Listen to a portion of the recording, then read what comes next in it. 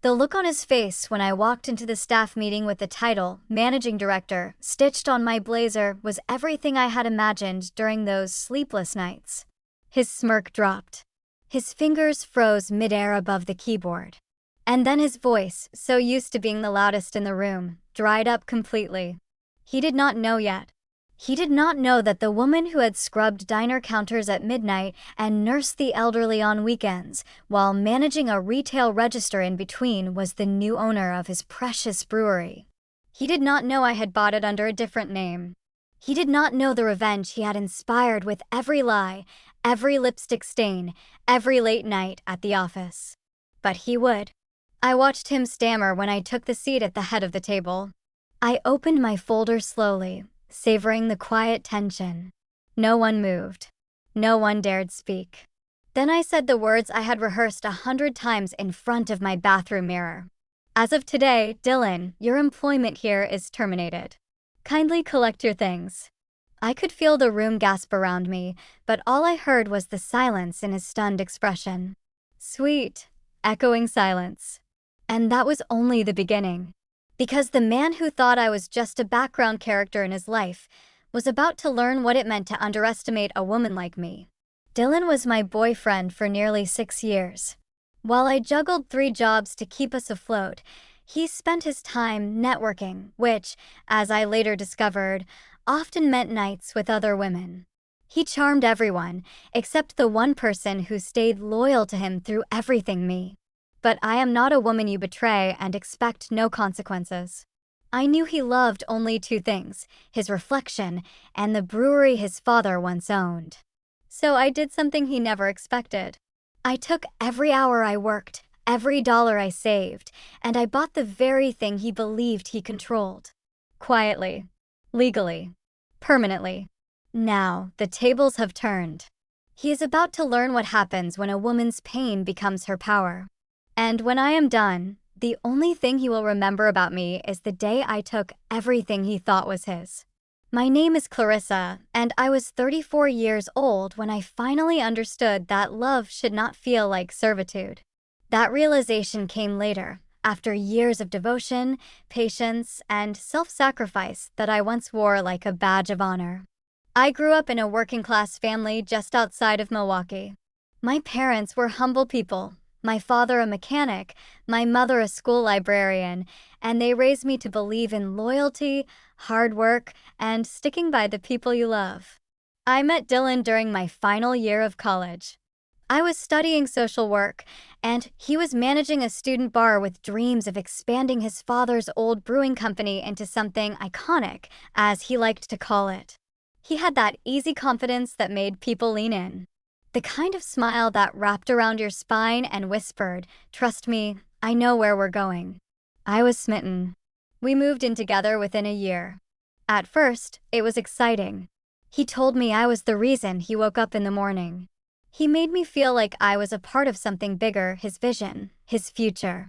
He promised that one day, when the brewery took off, I would never have to work again. But one day never came. Dylan was always working on something. A new recipe, a partnership, a brand revamp. But nothing ever materialized. He could talk for hours about investors circling or just needing one more round of capital. Meanwhile, rent was due. Bills piled up. I took on a second job waitressing. Then a third, doing overnight home care for a disabled woman down the street. I told myself I was helping us. That if I just kept pushing a little harder, one day we would look back and laugh at the struggle. That belief became a sort of religion for me. I stopped going out with friends. I let my clothes wear thin. I said no to haircuts, birthdays, and even family gatherings. Dylan was my world, and I was determined to see his dream come true. But there were cracks, ones I tried not to see. He would disappear for hours without explanation. His phone always turned over on the table. He would flirt shamelessly at his events, calling it good PR. And though he never said it outright, he made it clear that his career came first. My jobs were temporary, my goals cute, and my exhaustion a phase. Still, I stayed. Because every now and then, he would pull me into a hug and say, "You and me, baby." No one else.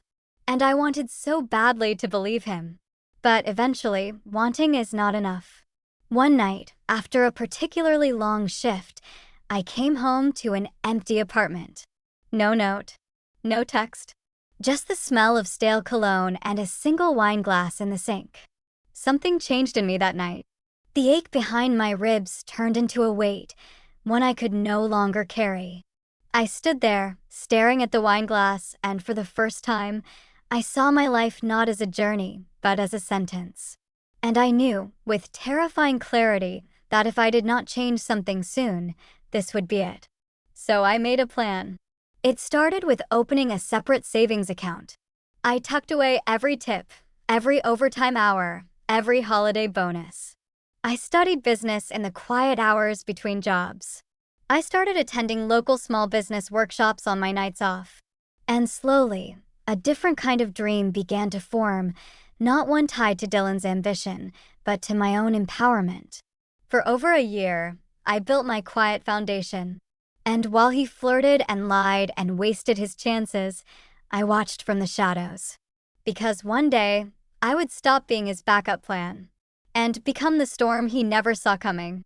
It happened on a Sunday morning. I had come off a 12-hour shift at the hospital, an extra job I had picked up on weekends. I remember my feet aching, my back stiff from standing too long, and my arms numb from lifting patients in and out of beds. All I wanted was coffee and a long, hot shower. As I walked into the apartment, the first thing I noticed was laughter. Female laughter. I froze just inside the door. The sound came from the kitchen, soft and flirtatious, followed by Dylan's voice, low and familiar. I stepped forward slowly, almost in a trance. I had heard the scene before on voicemails he forgot to delete, during phone calls he thought I was not listening to, but never in my home. In my kitchen. There they were. Dylan, shirtless, leaning casually against the counter, flipping pancakes. And a woman I had never seen before, perched on the edge of a stool, wearing one of my sweatshirts. She smiled when she saw me, not in embarrassment, but smug amusement, like I was the one intruding. Dylan turned unfazed. "Oh, hey babe. Did not expect you back this early." He said it with the ease of someone who believed he would always be forgiven.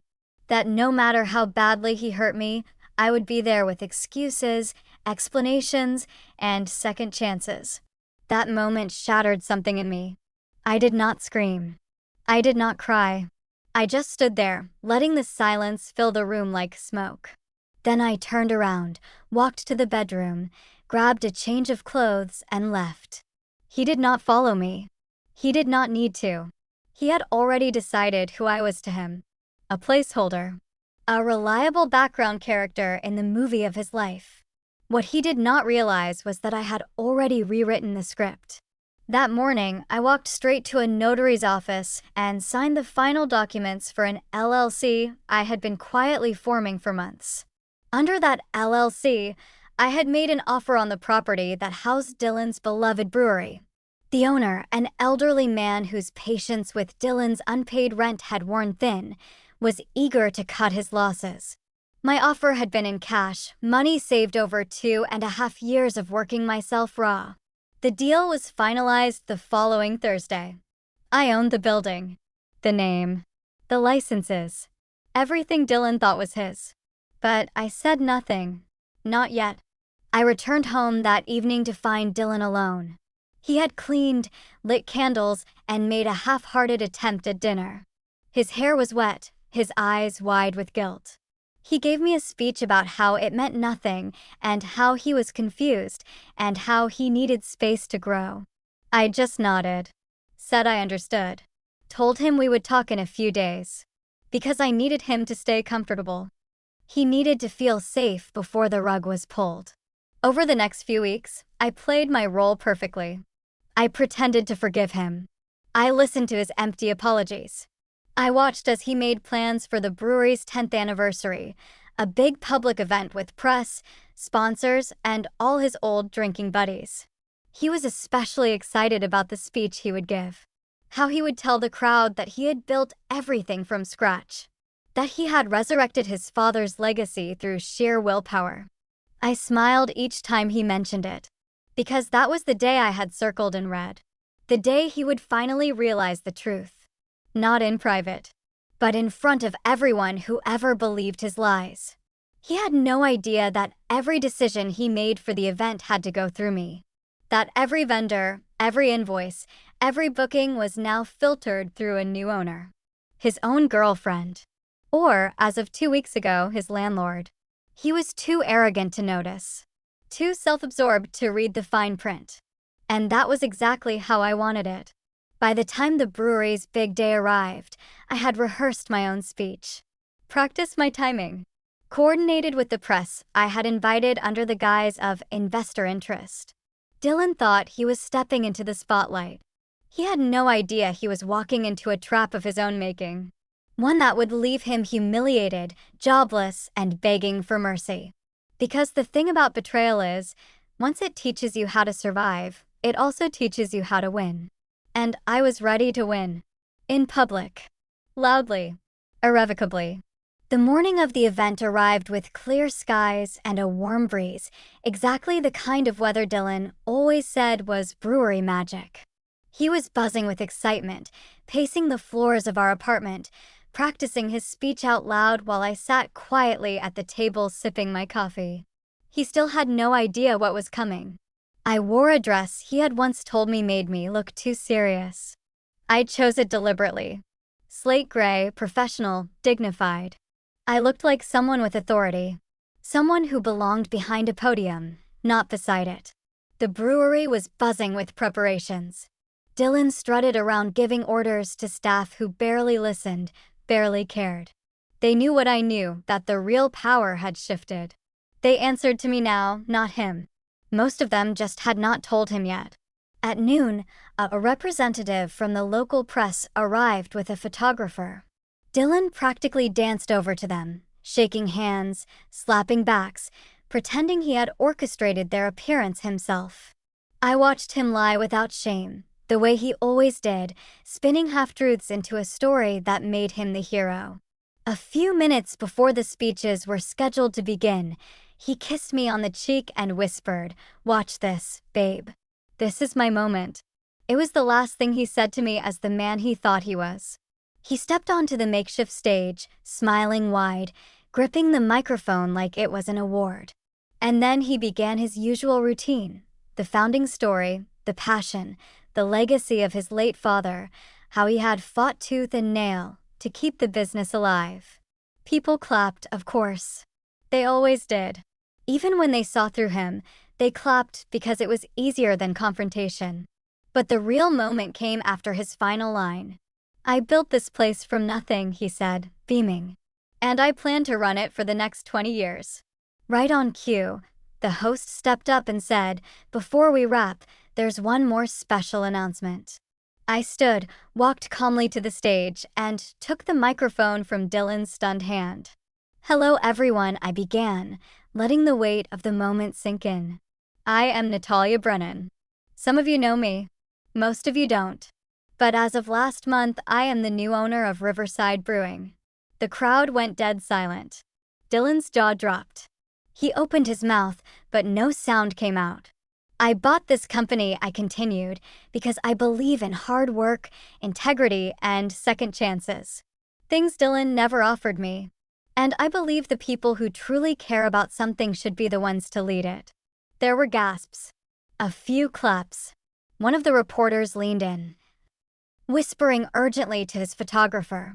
I turned to Dylan and looked him square in the eye. "You are no longer welcome here."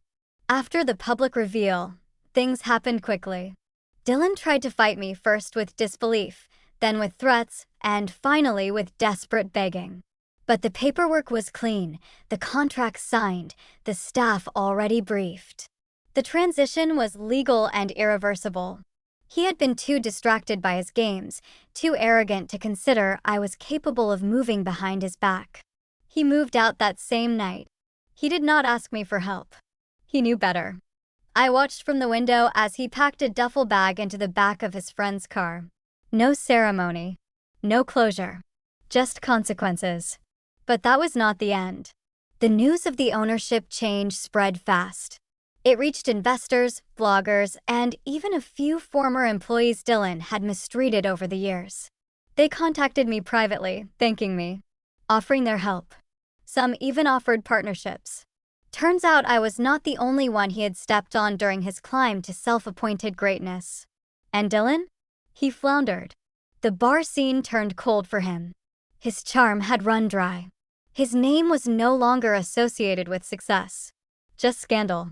He tried to start another brewery, but nobody wanted to back him. Not when his last business had been taken from him by his girlfriend. That was the story he told anyone who would listen. But most people just nodded politely, then walked away. He even tried to apply for a job at a competitor's bar downtown. The owner happened to be one of the vendors I had retained. She showed me his resume. I told her to do what she felt was right. She laughed and deleted his email.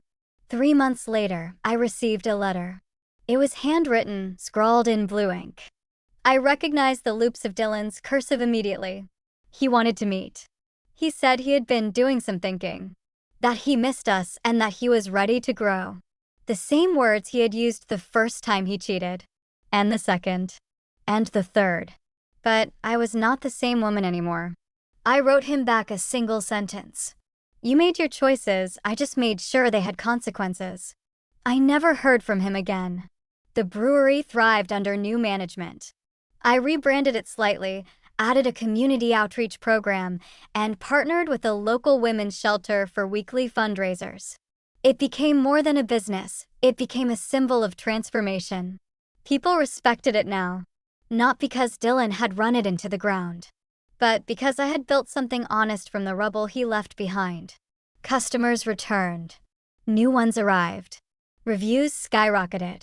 And on the wall behind the bar, I hung a framed quote. Success is the best revenge.